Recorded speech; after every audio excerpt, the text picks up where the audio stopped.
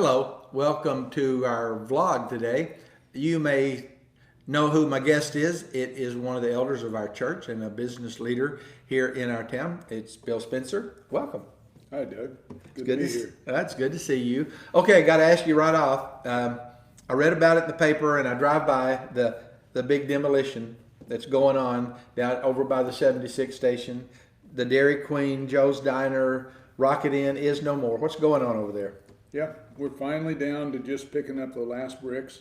It's getting ready to build a new station, and it's had a lot of comments from the public, and that's kind of been fun. Good. It's hard to see it go, but it's fun to see what we're getting ready to do. So that's going to happen this summer? We start actual construction probably middle of August, so we're just getting everything in place and getting ready. Ah, awesome. Well, good. We will be anxious to see what happens there. Well, as people know, you and I fall into this, you a lot more than I, fall into the category of being potentially susceptible to COVID-19, to this virus. What are you doing to protect yourself? Well, I am out there every day, and life kind of feels normal, except we're constantly concerned that we not cause any problems for our Crestwell people. And so social distancing and trying to have the sanitizer in the store, things like that were real important to us. We will continue to watch to try to make sure that if anything comes to Crestwell, that we're not the people that spread it. That would be a huge responsibility I wouldn't want to have to shoulder. Ooh, I agree. Well, as you said, you're out there with them all day, every day, and you see them. What's the attitude that you're sensing from our community? Most people are concerned about it. They're helpful. They don't want to cause problems for others. There's some that just aren't aware of social distancing. It's kind of funny when you grab something and they're looking and they're asking you a question, should I buy this? And you tend to be shoulder to shoulder all of a sudden reading off the same label. Yeah. And we try to remind people we have our keywords, but there's some people that just aren't aware. But for the most part, a really good attitude. People do care about each other in our town. Good, good.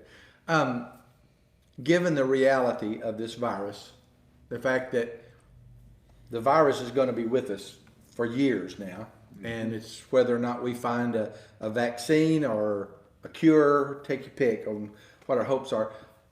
But given that reality, what do you hope happens over the next several months for our community and for our church? Well, we have to get back to closer to normal. I just do not see how this solution that we've been working under is a long-term solution. I think that's agreed by most everybody. And so I believe, though, that we have become aware of social distancing and washing our hands and sanitizing, and I have high hopes that that'll help. But I think we're all looking forward to that vaccine, aren't we? I think you're right. Ooh. Yes, we can hope. You know, I was looking though just yesterday, and they're still saying 18 months to 2 years on the low end. They're saying a lot of things. Yes, they are. I heard 8 months to 2 years yesterday. It's all over the place. Yeah. But it's certainly not tomorrow. No, it's not. We have been making plans for what going back to church could look like, because I talk to people from church every day, and that's what I'm hearing. We're missing the handshaking and the hugs and seeing each other. So what do you think going back to church is going to look like? I think we have to two-step it or three-step it in terms of, I don't think we can have 175 people next Sunday. But I want to encourage small groups to be very active. I think patio gatherings are a great answer. There's almost nobody that's been catching this virus outdoors. The statistics I see is it's very low. Social distancing and being outside seems very safe to me. I think that we can encourage that. And, you know, you and I have been out there in the public, and we have not experienced what it's like to stay at home all day, all week, all month. But I think some of our people in the church have experienced something close to that, and I'm very anxious for them to be able to get out and see each other and just socialize.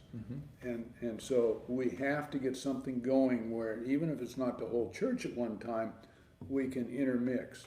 So, Maybe walking their block, looking for people to say hey to, or intentionally just driving over to somebody's house and staying out in the yard. But and calling each other and meeting somewhere to walk even. yeah, And we need to reach out to each other and to the community. I like that thought. I heard about one person that their backyard happened to be close enough with about 4 other church members that they now have the old traditional across the fence conversations that they hadn't had in years. That's funny. Yeah, and I think that's Good. a good way for us to reconnect It is. because we miss each other so badly.